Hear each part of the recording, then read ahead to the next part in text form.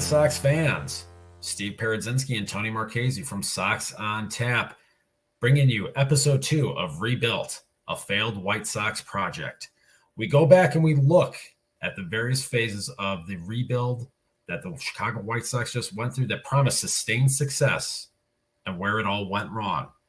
Here today in episode 2, we have a very special guest for us here, coming to us from Future Sox, does a lot of prospect evaluation and write-ups. Steve Hassman, you might know him better on twitter.com, the X Machine, as Sleepy Harold. Steve, Sleepy, my man, how you doing, buddy? I'm good, boys. How you guys doing tonight?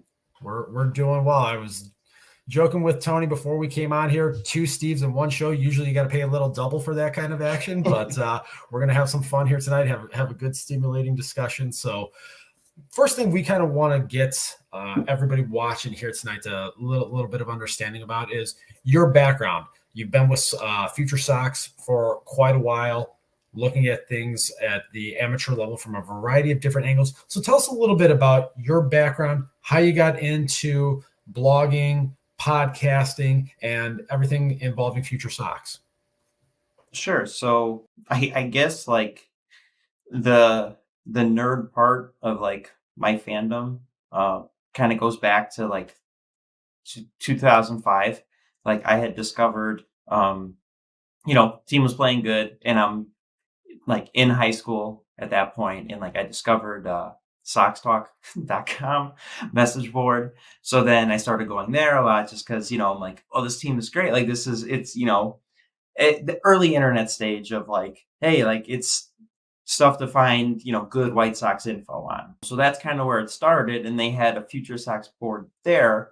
And I mean, it was kind of like, again, at that point, I'm 15, I'm, stupid and whatever, but like kind of started dabbling into like, I never really thought about like where the major league players came from. So then I started paying a bit more attention to like to the board there and kind of tracking, as best as you could back then, like box score, just like looking, not really anything serious. And then I kind of continued that into, the early 2010s and whatnot, and just kind of kept going and going. And so that's kind of like the seeds were planted. I went to a lot of games. It was close enough to the house that it was shorter distance, shorter trip. And then just kind of like the minor league side of like, because I worked for, I guess a minor league baseball team independently for like 8 years. So that's kind of like, oh, these guys come from somewhere. So like what are the steps? Like, how does this go? Like, who's good? Who's bad? Like, that's kind of what got the gears turning. And then joining Future Sox, I'd always thought, it'd be kind of cool to do this, just to kind of be a bit more on the in of how this kind of works. Like, what's the thought process behind it? But, I never had like the courage to reach out because, I'm just some dummy who follows on the internet. I don't know. But they asked, I'm like, this is my chance if I want to do it. So I just said, yeah, I'll do it. And that's kind of how I got my foot in. That's awesome. And Steve, this is going to be perfect. You've got a lot of in-depth experience. On our previous episode, we talked with Nick Morawski of Good Guys Talk Back podcast about the 2016 season, and we're going to discuss today the events that followed the beginning of the rebuild. I know Steve's got a couple of questions here lined up. Where do you want to start with this, Steve? So really the first question that I have is this. Following the conclusion of the 2016 season, the team's at a fork in the road, and there seems to be dueling opinions on both ends of the spectrum. One end, you have people that are saying there's a core foundational group of Chris Sale, Jose Quintana, Adam Eaton, and Jose Abreu that are all cost-controlled, quality, all-star caliber players. And then there's not a lot else. Do you go for it and try to build around that team and try to build around them correctly? We know that the Sox have had a history of just trying to patchwork things, going bargain bin shopping instead of shopping at designer stores like serious franchises do. The other side of the equation is you have people wanting them to do a full-scale rebuild. We saw the success in that 2016 season, unfortunately, what happened across town after a full-scale rebuild. The Houston Astros the following season would win a World Series after a full-scale rebuild. So at that point, where were you at? So I was definitely team blow it to the stud, rip it all down and just, do the full scale, like fully commit rebuild. Because I mean, seeing it in town, seeing it with Houston was obviously like, here it is. Like, this is the blueprint. And I mean, I remember writing, because the Sox love sending out the, surveys of like, what do you think of the team? What do you think of this? I remember like writing like just a narrative, like persuasive paper, essentially trying to say like, there's nothing here. Like you look down, like maybe it was like Trey Mielczewski, like if you remember him, like that was like their top prospect guy. Nestor Molina, like this is nothing. Like that's no wonder why when you're pulling anyone up that they suck, because you've done nothing to reinforce your organization with any talent. But again, I will have to preface it. Like I wanted them to blow it up. I didn't want them to blow it up with the guys that were in charge of putting the thing together. But I also realized that I'm not going to get it the way I wanted. Like we weren't going to get an actual competent front office with, track record of developing or drafting and scouting to come in here and actually run it.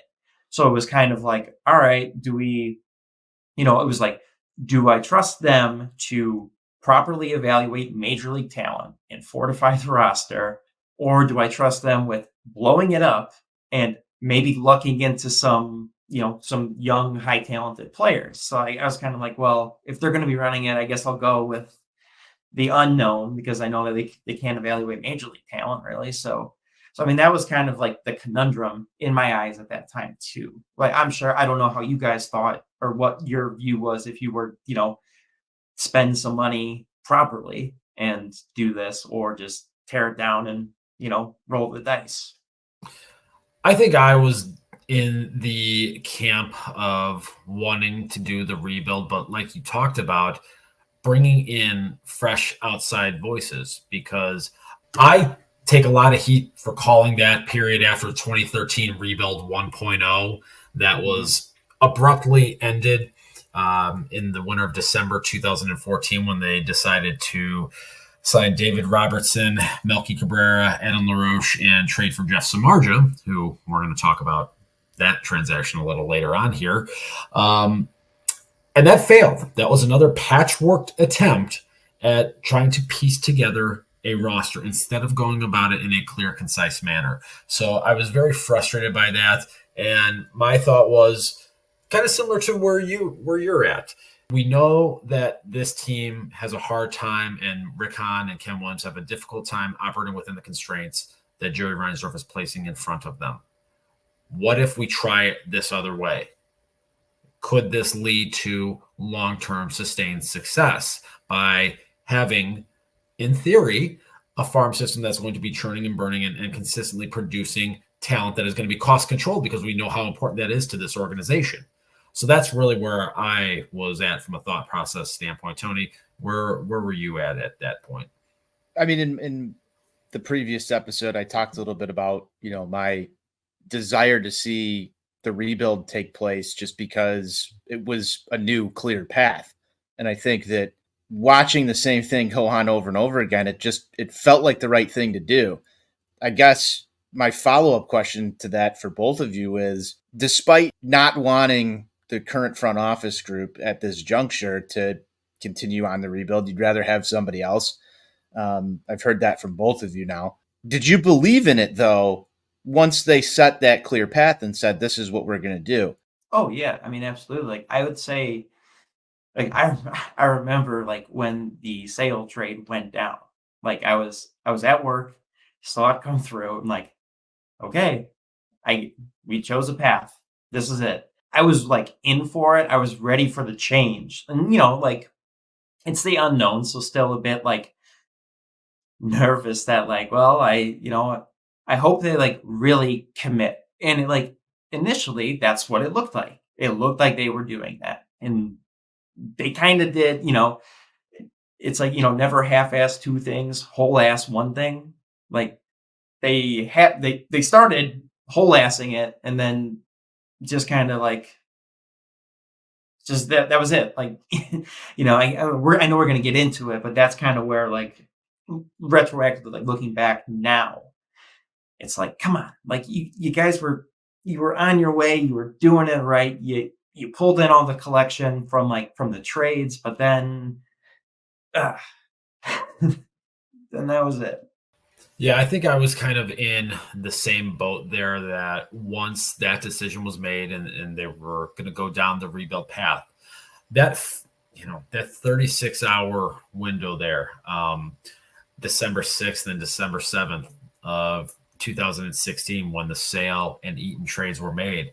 I mean, it was really a shock to the system for a lot of people. And at that point, it was just like, okay, we're fully committing to this.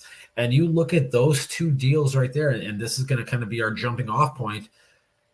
They make the trade for Chris Sale, who at that point was a 6-win starting pitcher and one of the best pitchers in Major League Baseball, was just coming off a season where he had set the franchise record for most strikeouts in a season. They trade him for who was really the consensus number one prospect in the sport, Yoan Moncada, who had reached the majors with the Boston Red Sox earlier that season, Michael Kopech, who was ranked as high as number 10 by MLB Pipeline, ranking usually in about the 30s in a couple of the other publications, Luis Alexander Basabe, who was really kind of graded out as a fourth outfielder, 40 grade type player, and Victor Diaz, who was a lotto ticket reliever.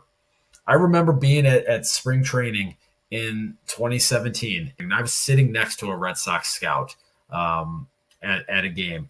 And I asked him about the trade. And I asked him about Basabe and about Kopech. And he was adamant that Luis Alexander Basabe was going to be at least a fourth outfielder in the major leagues, and that Michael Kopech was going to be a number 2 starter. And, the belief going around, Jeff Passan wrote the column. Tony, I know you like to reference this all the time, that Yoan Moncada was going to be a phenom. And that really kind of set the complexion for what this process was supposed to be. And then a day later, you move another 6-win player and add Adam Eaton for 3 pitchers. Lucas Giolito, who was number 3 on MLB Pipeline's list, Ronaldo Lopez, who was number 38, and Dane Dunning, who was the 29th overall pick in the June 2016 draft, a guy that the Sox were very heavy on at the time.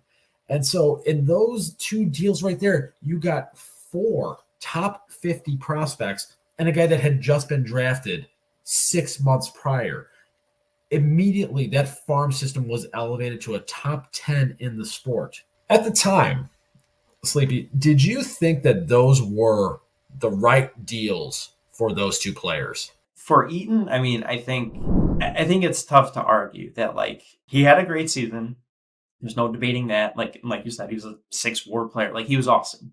But, like, even I remember double thinking, like, they got that for Adam Eaton. He was good, but he's just this little scrappy right fielder guy. And, like, yeah, it was fine. But, like, they definitely sold high. So, like, I really had no qualms with that one. Like, the Sale one, even if you look with when they were initially coming out with, like, saying it was Chris Sale to the Nationals. And, like, looking back, I was looking over, like, the prospect list at that time.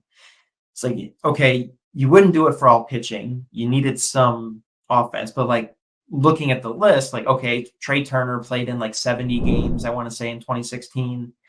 He was kind of seemed to be, like, their starting shortstop, so I don't really know that they moved him. I remember Texas kind of being interested, or I remember hearing about that. And then I looked at the prospect list.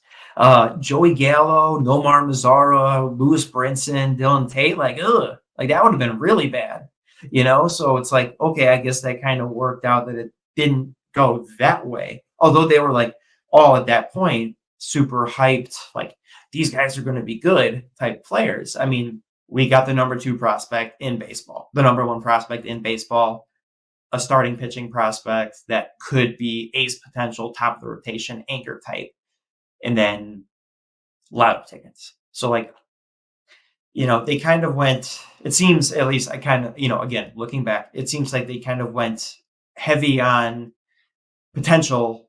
And then instead of more of kind of like your system sucks, everything sucks. Like you need a lot of quantity to fill out as well.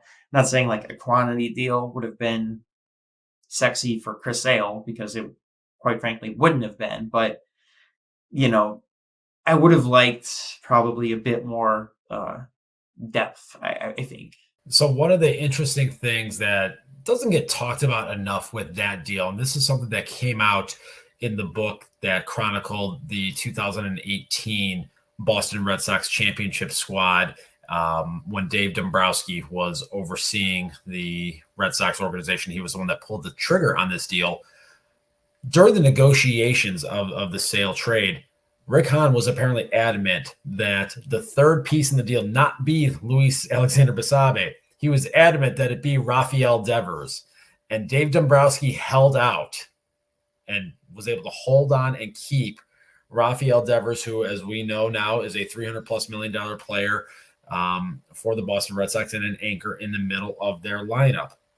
How different do you think history could be potentially, and how would this trade be looked at if Rick Hahn had been successful in having Rafael Devers be that third piece?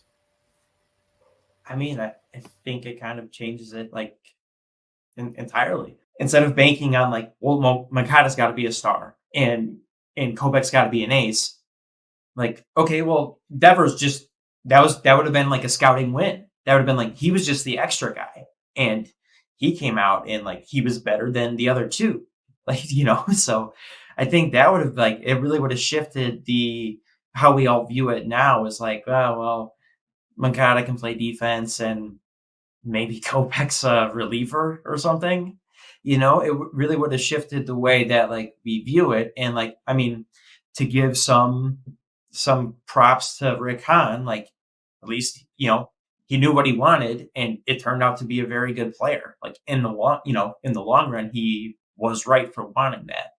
But I'm just curious, like, okay, if that was the sticking point, you have some other stuff, other pieces to sell. Like I'm sure they bartered about this. Like I would try to throw anything else into it to try and get my guy. If that's your third dude, like, what do you want? You want Robert? Do you want something else? Like I'll give it to you. Yeah. I would say you'd pay it down if it's a reliever, but we know that doesn't really happen too much in this side. So that was the thing, is like I remember seeing that come out and just being like, of course that's what they wanted and it didn't work out. But like, man, it really would have changed the way that we view. I mean, we might not to say that everything would have changed with Rafael Devers, but like, man, we might not be talking right now about this current state. Like if we're propped up a little bit more with just finding gold with like Rafael Devers, and I don't know, maybe you do something else with Moncada. I have no idea. It definitely would have changed the complexion of this roster for sure. There's a definite butterfly effect that you could think about with Devers being at third base, Moncada never shifting over. And maybe when that happens, the winter of 2018 and the focus on Manny Machado isn't there. And maybe they focus more of their energy on Bryce Harper that winter. And who knows what would have happened then if that could have been the path that they would have taken there. I was just thinking the same thing too. And you might even avoid the whole Nick Madrigal situation as well with this. Drafting for positional need there is certainly not as prominent, I would think.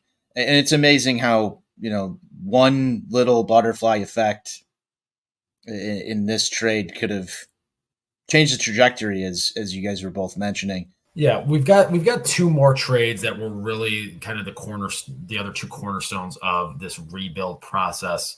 A lot of talk during that winter 2016 after the Sale and Eaton deals was, okay, Jose Quintana is next. We got to get rid of him now. The team held on to Quintana into the 2017 season. He was the opening day starter that year, and they held on to him until July 13th of that year, when the Crosstown Cubs, as the defending World Series champions, are floundering around 500, but they're within striking distance of first place. and they need to fortify their starting rotation at that point. A lot of people like to chase internet clout about knowing when deals happen. I actually had a contact in the Sox front office through a couple degrees of separation, and I knew that this deal was going down 24 hours before it happened. And I remember thinking to myself, there's no way they're going to do this. They're not going to make a trade of this magnitude with the Cubs because it's just something that wasn't happening. And especially for a team that had just won the World Series, trying to get back into the playoffs. So when that deal happens and they send Q across town for Eloy Jimenez as the headliner, the number 8 prospect in the sport, Dylan Cease, number 63, Matt Rose, and Brian Flette, what were your reactions and what was going through your mind when you heard that deal was being consummated? I was jacked up, man. Like, that was awesome. Just because at work, there's like 3 of us, 4 of us maybe Sox fans, and the rest are Cub fans. And when that came through and went down, and that like they lost their beloved Eloy Jimenez, and I mean, Cease, they were kind of, like, yeah, he might be whatever, but like it was really Eloy. That was kind of what put them, like, seeing their reaction of like, we traded him for Quintana, and that was kind of like, I mean, that was just kind of getting their goat a little bit part, but I mean, I was like, okay, like, so this is a legit hitting outfielder and, a guy who looks premium stuff, starting pitcher. Let's see if they can develop him. And Matt Rose and Brian Flett, they know, no shots at them, but they were kind of just guys. They were just throwing it. But I remember being like, okay, so now this was the prospect base. Like, these are the guys. Like, these are your headliners. Because it was, I think at that point, it was maybe like seven top 100 guys. It was actually 9. Okay, so it got to 9 or whatever it was. But yeah, it was a lot. So it was like, okay, now it's like, you make it every, like each, it felt like each. The guy who famously had the jersey with every single one of the prospect names on them. Yeah, you just went down. It's like, oh, here's one. It's like, okay, like, it's going to be painful, like, watching this major league team, but like, this is how you get talent. And then so that was the thing. It's like, now you got it. So then you got to keep reinforcing it. And that's where they stopped. So at this point, are you fully bought in? And what's your biggest worry after these trades have all come together? Yeah, so I mean, like, I think they're like, okay, like, I'm bought in. They seem to have a good collection of premium talent, so to speak. So it seems like these are supposed to be the faces. Now it was like maybe getting into more to the draft aspect of it. It's like, okay, we need to make sure that you're reinforcing it with more premium talent. And the White Sox decided premium talent meant positionless, corner-ish infielder, outfielders that can maybe, they might hit a lot of homers, but don't really get on base or are athletic enough, to play other positions. Like, this guy might be a third baseman. Well, this guy might be a right fielder. It was kind of that. It was like, okay, well, you drafted about 4 first basemen in the top 2 rounds of like 3 consecutive drafts, which isn't a very good strategy. And that's kind of where things more went off the rails. I think initially, yeah, like, okay, we're good. Like, let's see how this goes. But then as it progressed on, that's kind of when I started like losing a bit more hope and like, okay, they keep drafting first baseman. You got to stop. There's not premium talent. They're not bringing it in. And that kind of goes to the next phase here that we were looking to talk about. And you segued very nicely there into the draft aspect of it and the needing to replenish and keep that robust pipeline going. I'm going to go through here and I'm going to read the White Sox first round picks during a 5-year period from 2016 to 2020. Try not to vomit. With the number 10 pick in the 2016 draft, the White Sox selected Zach Collins, catcher out of the University of Miami, who was lauded as a guy in college, left-handed hitting, power stroke, but was really praised for being a guy that collegiately at Miami in the ACC, a power conference, had more walks than he had strikeouts. And so being able to do that from the left side, something that this team was desperately lacking, it got a lot of praise from a number of people and a number of analysts. The question marks about his ability to stay behind the plate were very prominent from the outset. A lot of people and a lot of detractors of the pick said that he ultimately was going to have to be a first base DH, which would rear its ugly head later on. An often forgotten fact of this 2016 draft was that the team had a second first-round pick that was compensation for Jeff Samardzija rejecting the qualifying offer the previous December and signing a free agent deal with the San Francisco Giants. With the number 26 pick, the team selected Downers Grove native Zach Birdie, closer out of the University of Louisville. So you're in a position where you realize you're probably going into a rebuild, and your thought process is to use a first-round pick on a collegiate closer. I've got a lot of questions already on that one, but we'll save that for now.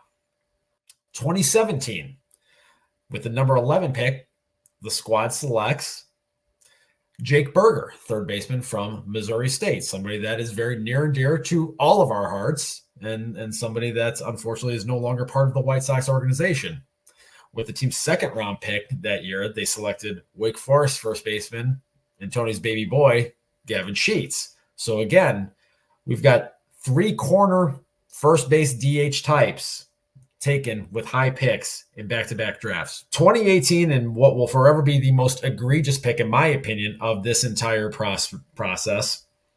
With the number 4 pick in the draft, the team selected the Keebler elf, Nick Madrigal, out of Oregon State, a slap-hitting second baseman whose claim to fame and carrying tool was he didn't swing and miss when he got to 2 strikes in college. The following year, with the number 3 pick, the team would select first baseman Andrew Vaughn out of Cal Berkeley. So we're adding another first base DH type with no defensive versatility to the mix. And then to cap it off in 2020, the pandemic shortened season, 5 rounds of the draft, the team selected left-handed pitcher Garrett Crochet out of the University of Tennessee, who we all know a few short weeks later will be pitching for the team out of the bullpen.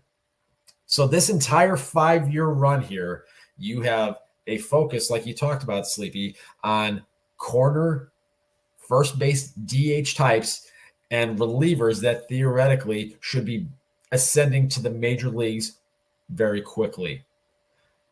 Elaborate for us a little bit more on just how faulty and backwards this drafting strategy was and how it ultimately hurt this team and caused this window to never fully open. It was bad. That's the simplest way to put it. Like, it was a bad strategy. And like they'll say, I remember with the Collins pick in particular, we would have drafted him like 1-1 if we had it. It's like, well, no, you probably wouldn't have, or you shouldn't have at least. But it was just a thing of like how good organizations tend to operate. And even I know Tampa Bay will stray from the a bit from the path, because I know they took a first baseman late, like a high school first baseman late in the draft in the first round, like a year or two ago. And the guy's playing pretty well, but whatever. Tampa's kind of a different level. But generally, for me, if it were up to me running a draft, I am only taking up the middle talent. So center fielder, shortstop, an actual catcher, or somebody who Paul Skeens, and that's a starting pitcher. Because how it works is the defensive spectrum, you can always move the guys out. They can always go outwards. They can go to the outfield corner or, second base, third base, first base. They can always do that. when you're getting a third baseman, there's not really much other place for them to go. Maybe you shift them to the outfield, maybe first base, maybe they're just a DH. But like the strategy of we're going to get these power bats that kind of get on base and they're going to hit a bunch of homers, defense be damned. And like we saw, it was definitely defense be damned, because they did not give a single iota care about playing any lick of defense. That's the other problem with the Orioles, is just constantly ignoring a glaring hole. And like the strategy of just bringing in these dudes that, like Jake Burger, I mean, at least we saw this year, like, okay, the bat was the talent, that was the carrying card. He had it, he hits the ball hard, he's a bad defender. He was better, but still bad. So, like, yeah, he's a DH. Like, ideally, the Marlins would love to stick him at DH, I think, and just let him cook. Just hit the ball 115 into the stupid little dancing Marlin statue, or wherever the Lisa Frank statue, wherever that thing went. But the strategy, and like, they never strayed from it. But it's like, if you draft, like we saw with Colson Montgomery here, they went to high school shortstop. Oh, this guy's good, and he's knocking on the door, and he's going to be 22. Like, okay, so what? You drafted him 2 years ago, and he's right here. The premium high school talent, when it's good and when it develops, gets to the majors just as quick with more impact. So why stray from, like, why hinder yourself from, like, well, this guy will get here quick, but his it's a high floor, but that's probably all he's going to be. Like, it never made any sense to me, is why you just consistently do this safe pick. And even like going with Madrigal, like that was kind of like, he's got the baseball IQ. He's a good defensive player, good base runner. He's not gonna hit for power. Everyone knew, but it's like, he's gonna do all the little things right, and he didn't do any of the little things right except not strike out. Do you have a least favorite pick of this group? Yeah, man, that's tough. I wasn't really a fan of like the Garrett Crochet pick. I like when he initially came up, it was like good, like, okay, they could use him in like whatever, pitching at the alternate site versus pitching in real game. Like, given the circumstance, I could kind of, okay, like I guess I could kind of buy that. I was hoping, I remember during that draft, that the Sox would take Pete Crow Armstrong, because he was a high school center fielder, dude played a lot of defense, like could run, he could do all these things. I'm like, yeah, that's kind of the guy that I want, like, because he's going to take a little bit of time, but then that would help fortify like the theoretical next wave of talent. But look, when he arrived in the major leagues too. Yeah, exactly. And that's the thing, is like, and then they rushed up Crochet, and I mean, he pitched good that first year. I'm can't really say that he didn't, but it was kind of it was very like, there wasn't a lot to go on, because like, oh, he's a starter. It's like, no, he's thrown like 60 innings. Like, that's not a starter. That's a guy who like was starting, but he doesn't have the starter inning base, so it was like, they're billing him to be this, but it's like, well, everybody said reliever risk. And that's even, I remember writing him up and saying like, yeah, he's probably a reliever. Like, he might be able to start if you stretch him out. But it was just, I mean, I guess so for least favorite, probably Crochet, followed shortly, in pun intended, Madrigal, because it's like, I just didn't really like, I know that there was ties to Brady Singer at that point too. And I'm like, do not waste the fourth pick on Brady Singer. And then they wasted the fourth pick on Nick Madrigal, and then wasted that pick on Craig Kimbrell. So, whatever. It all sucked. I remember thinking at the time that they were going to take Brady Singer with that pick. That just screamed like something that Kenny was going to be all over. My guy that I wanted was Jonathan India, who, we've seen now with the Cincinnati Reds has really kind of fallen out of favor with them. Another guy that shows some glimpses of power, some limited on-base skills, and some defensive question marks. So thankfully I wasn't the person running the draft at that point. And I remember when the organization had hired Nick Hostetler from my Barbs, and just looking at the track record of success that that organization has had in terms of drafting and developing, and thinking that this was going to be the thing that was going to turn around the stigma surrounding the White Sox organization and their poor drafting and development pipeline. Boy, oh boy, was I wrong. If you look at this drafting strategy here over this 5-year window, it is so horrifically bad. Just from a process standpoint, leaves so much to be desired. And I remember after the Madrigal pick took place, him coming out and saying, as he's making the media rounds, that he felt more confident in Nick Madrigal than any player that he had ever scouted. That right there is how you lose your job as an amateur scouting director. Looking back on it all, the faulty strategy that took place is a big part of the reason why this thing fell off as quickly as it did after the 2021 season. And like you talked about, there never was that second wave or that third wave when you compare with teams like the Dodgers, like the Barbs, like the Rays, like the Astros, that continue to have that pipeline of talent always coming to sustain a competitive window. And it's really been disheartening to look back on. Oh, yeah, absolutely. And I mean, even too, like, like going back to that is like, okay, so they draft these guys, and even like with the Astros, like now, like just kind of touch on them a little bit, like their system is usually ranked. It's not highly ranked, but they're still able to churn out guys because like what they've done is like they've developed good players and they've kept those good players in these positions. So they're only filling like one hole here, like one hole here, one hole there. So like the Astros have been able to like stay awesome, like stay great. They've 7 straight ALCS appearances, but like with a lower ranked system by, again, properly developing impact guys and just being able to plug them in when they have holes or use them to acquire better players.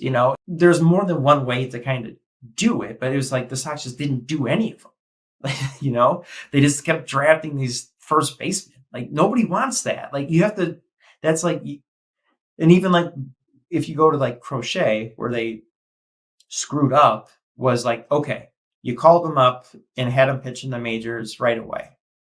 Okay. Like, but if he's going to be a starter, like let him go start. Like that was kind of out of necessity. He didn't really do anything like during that deadline, like whatever. It was weird. It's a weird 60-game season. But then, like, okay, well, he's in the bullpen because Grandpa said he's got to be in the bullpen because he throws 100. And then they kept him there. And then he got hurt. And, like, okay, but then he came back. And then he got hurt. And, oh, but he's still not a starter. We think he can start, but no, he's going to be out of the pen. It's like, if you want him to start, he needs to start. Like, he needs to start somewhere. You're not going to start him in the majors because, like, for trying to win ball games. Like, okay, start him in Birmingham. Let them go 3 innings. Like, let them just build a base. But, like, they just never committed to – I know they said, like Mike Shirley said, like, oh, we think he's a starter. He'll be a starter. But they never committed to that. Yeah, and that really kind of just encapsulates the drafting phase of this. The third and final phase of this amateur process and the pipeline development from an amateur standpoint is the Latin American market.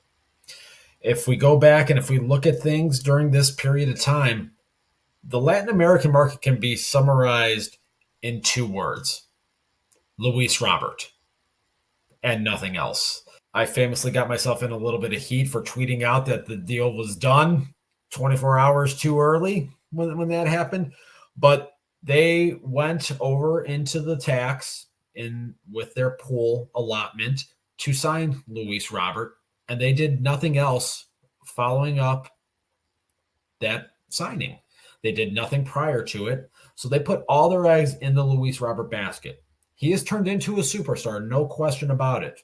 But the question that I've always kind of asked, once the Robert transaction was done and they went into the penalty the following year, wouldn't it have made sense, instead of just sitting on your hands idly and doing nothing, sprinkling in a higher quantity of those $10,000 lottery tickets, trying to turn something into a potential major league player? But they chose not to do that. as someone that looks at the Latin American market pretty extensively and do a lot of write-ups on these guys in the DSL and eventually when they get to the complex league, how backwards was this thought process and this strategy in the Latin American market?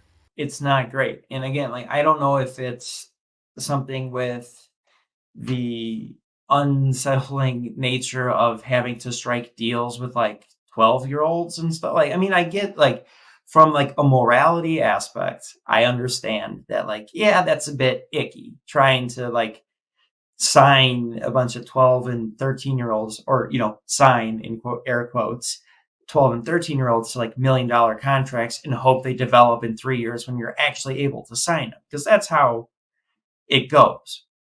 But everybody's doing it, man. Like, you kind of have to get into the waters now, like, for even considering like the DSL, there are numerous teams that have multiple DSL teams. The White Sox are one of 9 that only house one Dominican Summer League team. The others, I went through and double checked. At least this is as of this past season. So Toronto, the White Sox, Oakland, Cincinnati, Minnesota, Washington, St. Louis, Seattle, and Atlanta. Kind of a surprising one for Atlanta, but these other organizations that may view the Oakland A's as cheap, or Cincinnati somewhat cheap, like, it's a complex league team. Like, they're not that expensive, but like, this is kind of the other part too. When you're only rostering one team, that limits on how many people you theoretically can bring in and sign, because having 50 people on a roster doesn't do any good because guys can't play enough.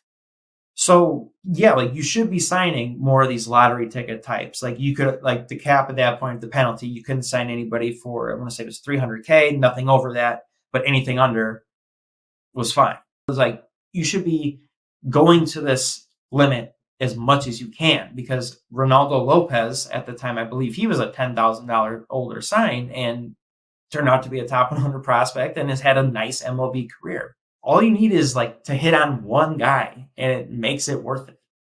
So like, this aversion to having more talent available, having guys, because these guys need to play too. These are kids, they're high school age kids, for the most part. It's like 15 to, generally 15 to 18, 19. So like, they need to play, but like, only having one team in this complex league where it's, it's just like a couple of coaches and scout, like, who's really there? Again, this is not my money, but it's not that expensive in the grand scheme of running and operating a baseball team, a Major League Baseball team, to just have one more team so these guys can play, your other guys can play. So this strategy of like, we'll sign the close to the majors international older talent and just hope they get here quick. And then like, a couple lotto tickets, but like, these lower level, not flashy name signings, which they actually, to give them some credit, they have done better with those than the higher priced ones. Like Brian Ramos was, I want to say 300 or 300K or 350. Jose Rodriguez, Popeye, our beautiful baby boy, was another one of these low cost signings. Wilfred Veras, so like, these guys, they've seemed to target and been able to develop a bit more recently. But there was still just that gap. I mean, I went and looked and like, I forgot about some of these names that were just like, oh my, like, these guys were just Yolbert Sanchez. Like Yolbert, he can play Major League shortstop, like Major League defense right now. And he couldn't hit his way out of a wet paper bag, like, it was just kind of, it was very frustrating. But not this past period, but the one before, when they signed Oscar Colas, they actually signed a $1 million outfielder, Eric Hernandez. Now, that hasn't panned out to this point. It could, it may not, but like, that was like, oh, this is like a teenage guy that they went out and got. Like, that's what they should be doing. Like, even if you don't want to spend the $5 million, like Ethan Salas type, which that guy has made it to AA in 17, however you feel about that. But if you're not going to spend your whole budget on one player, you can spend more of it on the better players. If you're only going to have one team anyway, just bring in better talent, instead of these 300, 500K signings and like having money left over for whatever reason that you don't use, that you just like trade away or just eat or pay, send for somebody to pay a buyout because you don't want to pay it. It was just like, that was the other frustrating part of having the budget, the allotment of what you can spend, and then just not spending it all or go after high talent. It was like, they would take part of their budget and send it to the Texas Rangers so they could get Nate Jones off the books. Yeah, or Wellington Castillo, and I think they did that with him too.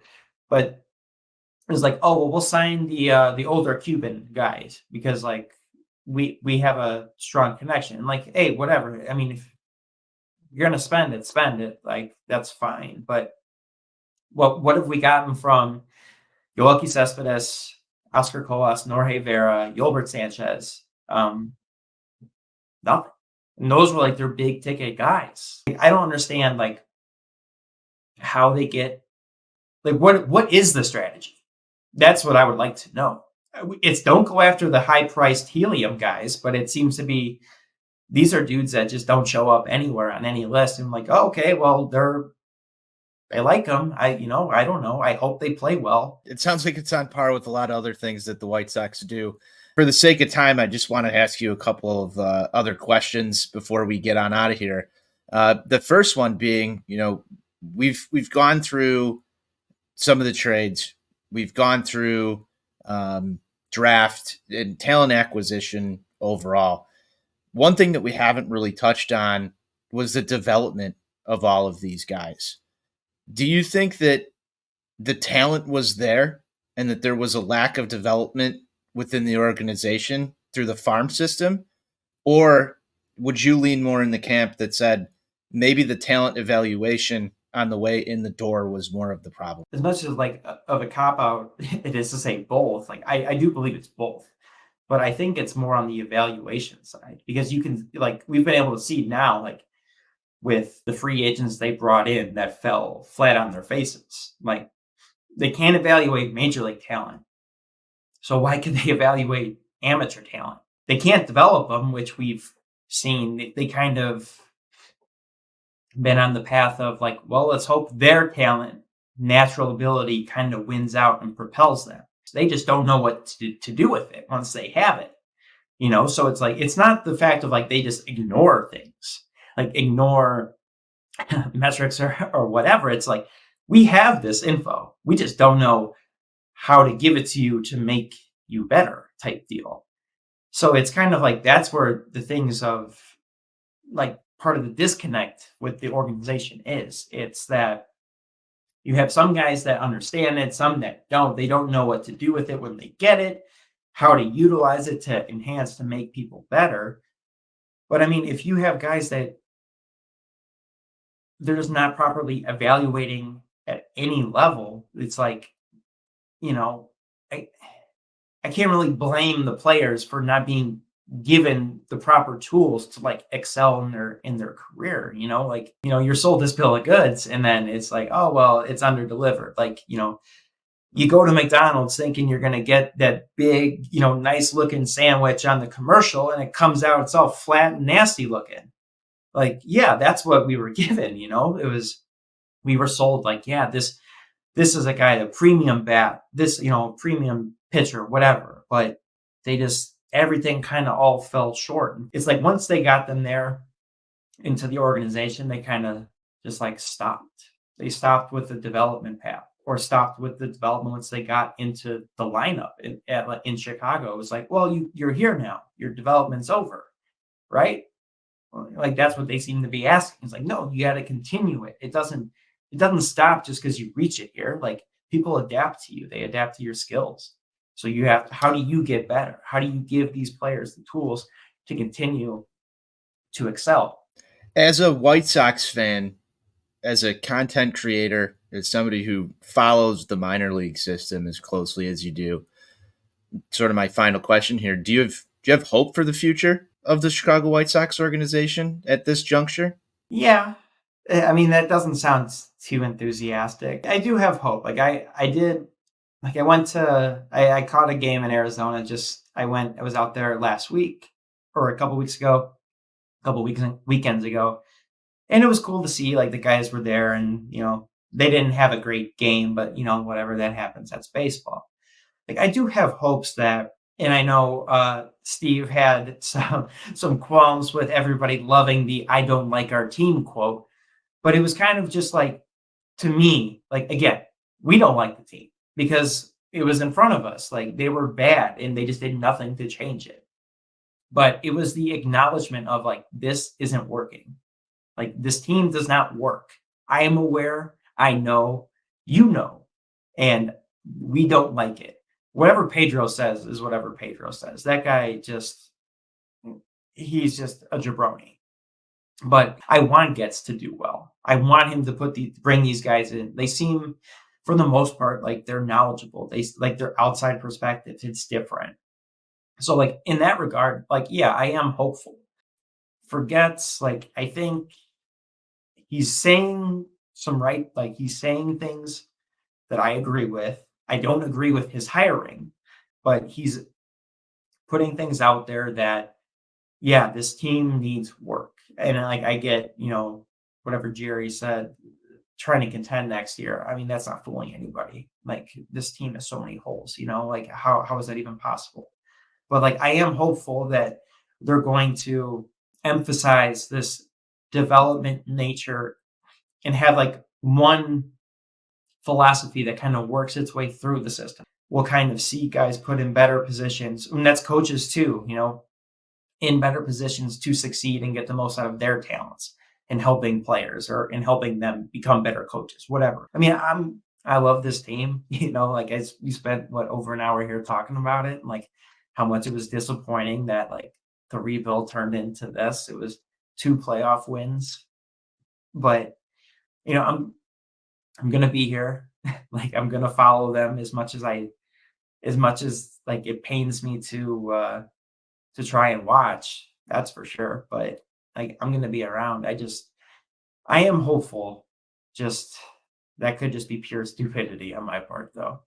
Hey, it's a long road for all of us, and it feels like there's no getting off of this train sometimes. But Sleepy, thank you for coming on and talking about the rebuild, what went wrong with us. Steve, you got anything else before we close this one down?